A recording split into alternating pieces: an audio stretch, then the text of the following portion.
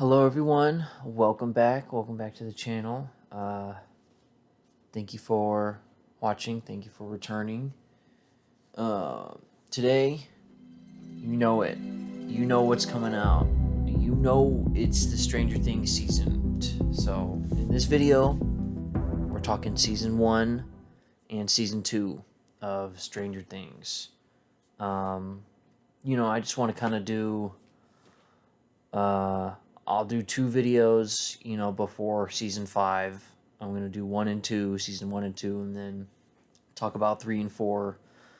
And then maybe a video talking about part 1 or volume 1 of season 5, the 4 episodes that they did before Thanksgiving.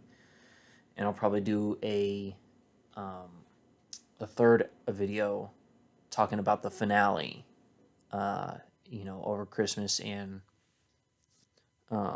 in the new year.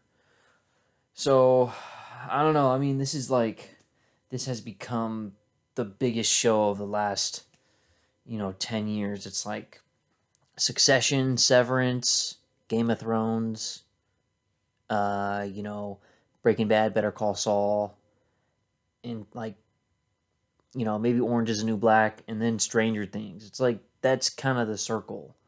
Um, and I mean, I think we can all remember where we were during season 1 of Stranger Things. I mean, everyone says, oh, it's been, 4 presidents since Stranger Things started.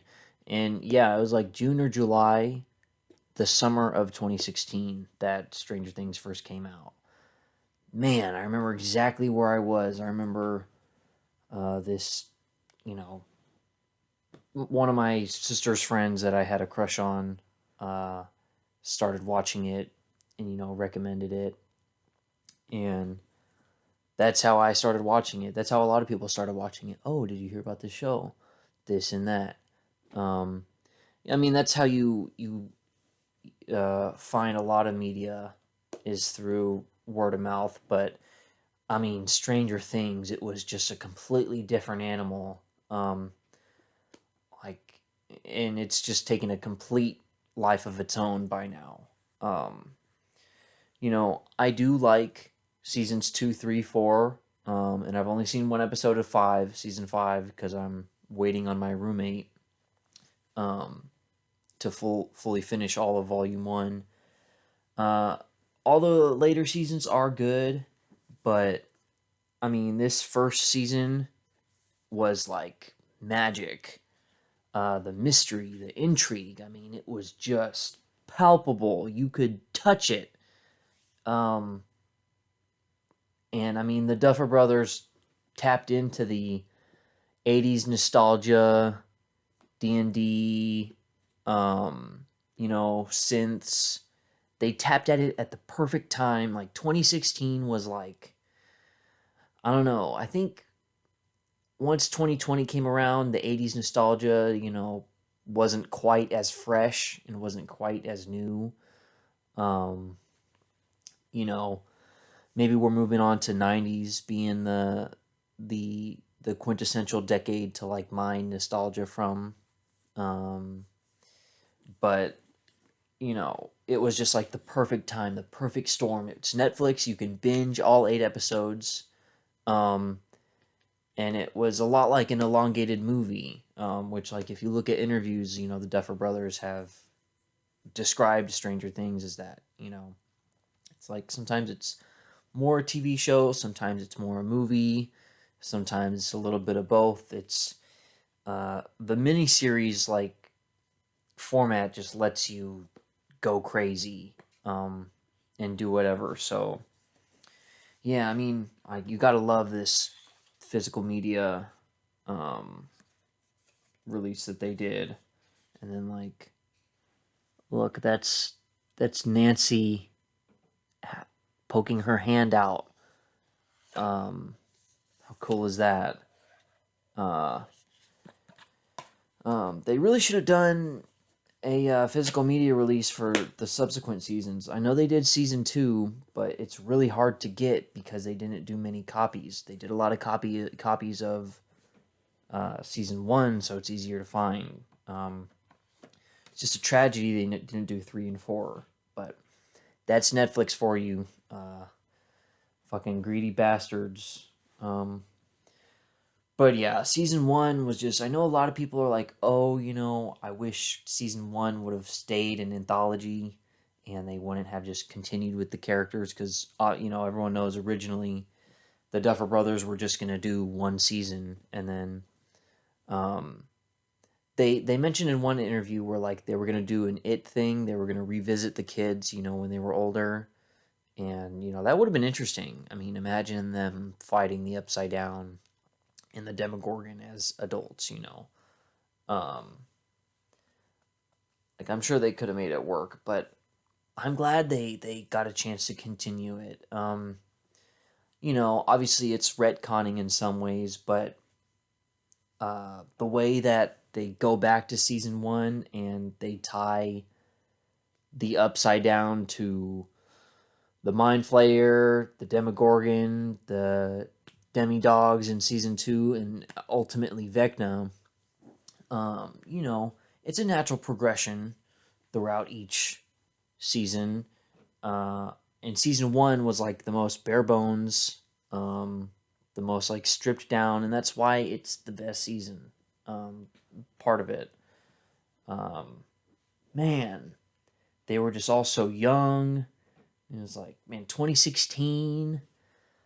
Everyone reminisces about 2016. Like it was a good year overall. In terms of generalizing. And Stranger Things is a reason for that. I think of 2016. I think Stranger Things. I think, sitting in front of my TV and, uh, man, just being so invested and so enthralled with this show, and feeling a weird connection to everyone else because everyone else is watching it, alongside you. Even if it's not like cable used to be, where everyone is watching it at the same time, on the same day, on the same night, on the same cable channel, still, it's, it was a really special thing. And season 2, I have good memories of watching it on Halloween with my sister. After we went out with her friends, and we just sat around eating candy and watched Stranger Things. It was perfect. I remember 21 Savage did Without Warning on the same day that Stranger Things dropped. Like he did a Halloween like rap album. Uh, so it's kind of perfect. Like I remember Stranger Things season 2, and I think of 21 Savage. Um, but season 2 is really good as well. It's not quite as focused or quite as strong. I'm not a big fan of the Lost Sister episode 7. But it is cool, it's cool to see uh 11, have her coming of age in a way, and she gets to come into her own and go through a little emo phase. Um and season 2 is just much more of a slow burn. Like, I mean, I think season 1, episode 1 ends with them finding Elle. And that might be episode 2. I'm pretty sure it's episode 1. But, season 1, it's like just about every single episode, there's like a big revelation or a big twist or a big change in the dynamic or the story. Season 2, it's a little more, like a slow roller coaster. And then right there, and then episode 7, maybe you go down a little bit and you get a little more momentum. And then episodes 8 and 9 are just the tension, the action, getting the Mind Flayer out of Will is just. I mean, I remember Nancy poking him with the red hot iron, um, like the iron bar. I mean, it's just so visceral. You know, season two is definitely not as good as season one, but um, there's just so much to like in each season. Season two, especially. Season two is probably my like least favorite. Um, I have a soft spot for three. I really love season three. Um, but one and two, like even if they had just completely ended it, they just did season two. Let's say Netflix was being weird and they decided they didn't like money. Um, you know, that would still the ending at the snowball, and then the final shot, of the mind flayer staring at them. That's still a good cliffhanger. If they really wanted to end things there, it would that ties it up in a bow perfect. I think. They talk about the snowball at the end of season one. It's just a natural progression. Um, Everyone wants to shit on the Duffer Brothers, or say the writing's not as good, blah blah blah. But the threads that they pick up and they pull from, it's all very purposeful. I think they did a really good job with both seasons. So yeah, that'll be about it. That's about all I gotta say. Stay tuned for more. Thank you so much for watching.